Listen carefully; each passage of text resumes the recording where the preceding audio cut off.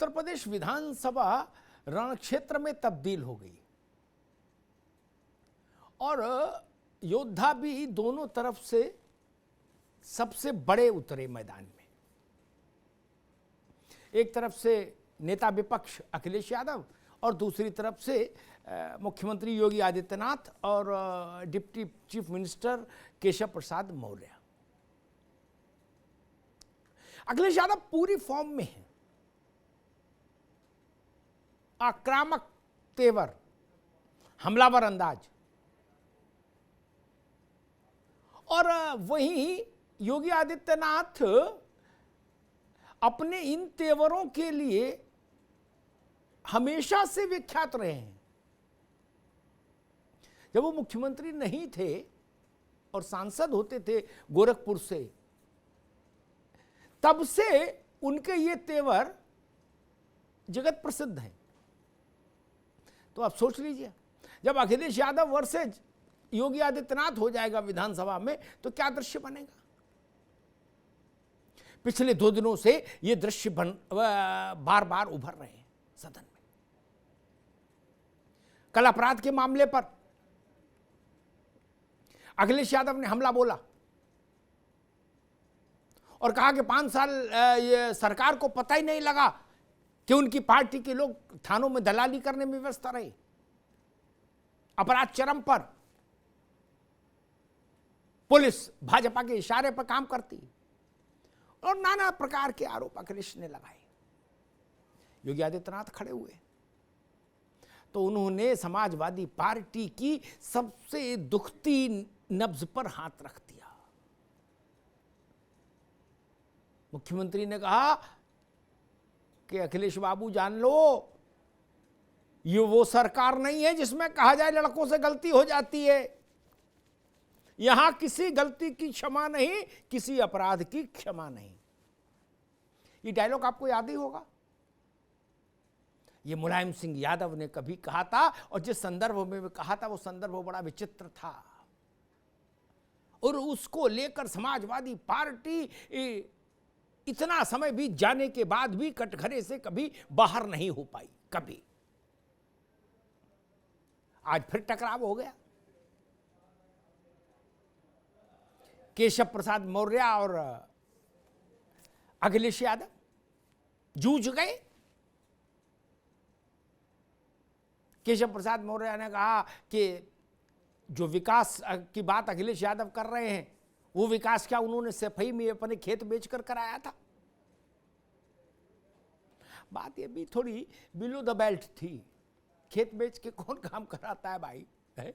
सरकार का पैसा ही ठीक से ईमानदारी से खर्च हो जाए उतना ही बहुत कृपा है जनता के ऊपर। खेत बेच के कौन करेगा। सरकारें खेत खरीदने के लिए होती हैं।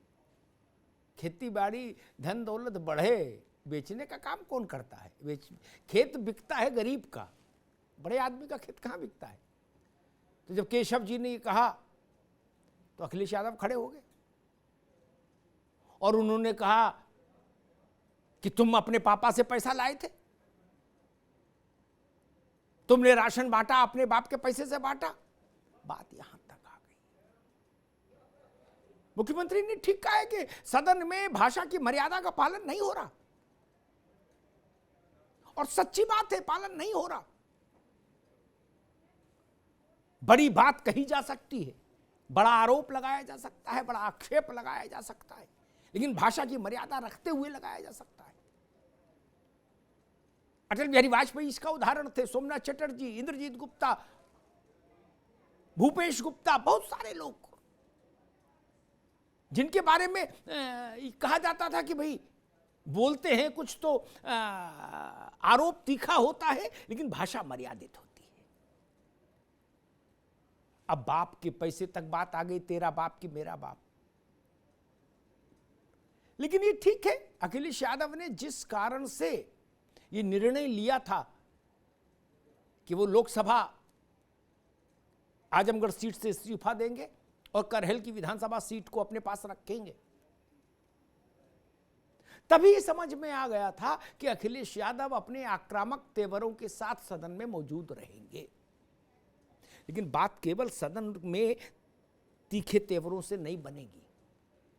समाजवादी पार्टी को रिवैम्प करना है, अगर रिवाइवल है करना है उसका, तो ओम प्रकाश राजभर जो सलाह दे रहे हैं वो किन कारणों से दे रहे हैं वो तो राजभर जी बेहतर जाने, उसके पीछे उनका मंतव्य क्या है। लेकिन सच्ची बात है अखिलेश यादव को सड़क पर भी उतरना होगा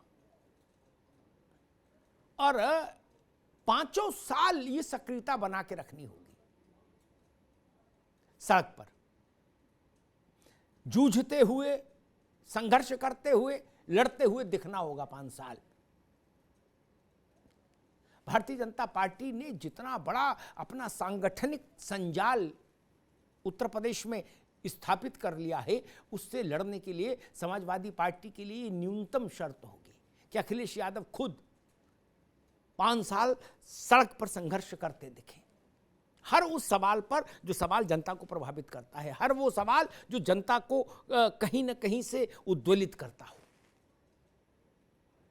और तेवरों के मामले ठीक हैं, एक बात ये भी ध्यान रखनी होगी कि जिन मुद्दों पर आप बोले, जिन मुद्दों पर आप तेवर दिखाएं, वो मुद्दे भारत के मन के हों, उत्तर प्रदेश के मन के हों, उसके मिजाज के अनुकूल हों। क्योंकि जब आप जनता के मिजाज के खिलाफ चलने लगते हैं तो मामला गड़बड़ा जाता है। ऐसा ही हाल में एक बयान आया था अखिलेश जी का, जिसमें उन्होंने कहा, ये ज्ञान वापी को लेकर जब नाना प्रकार की चर्चाएं शुरू हुई तो अखिलेश जी कहीं गए थे किसी कार्यक्रम में, तो वहाँ मीडिया के लोग मिले तो उन्होंने एक टिप्पणी की कि अपने यहाँ क्या है, किसी भी पीपल के पेड़ के नीचे एक पत्थर रख दो, एक लाल झंडा लगा दो, बन गया मंदिर। ऐसा मत बोलिए, ये बाउंस बैक कर जाएगा, बूमरैंग हो जाएगा। ऐसा तीखापन, ऐसा तेवर राजनीति में आत्मघाती हो जाता है, क्योंकि ये भारत के मन के अनुकूल नहीं। तेवर अच्छी चीज है, लेकिन जन मन के अनुकूल तेवर हो तो परिणाम देगा, नहीं तो तेवर बांझ हो जाएगा। धन्यवाद।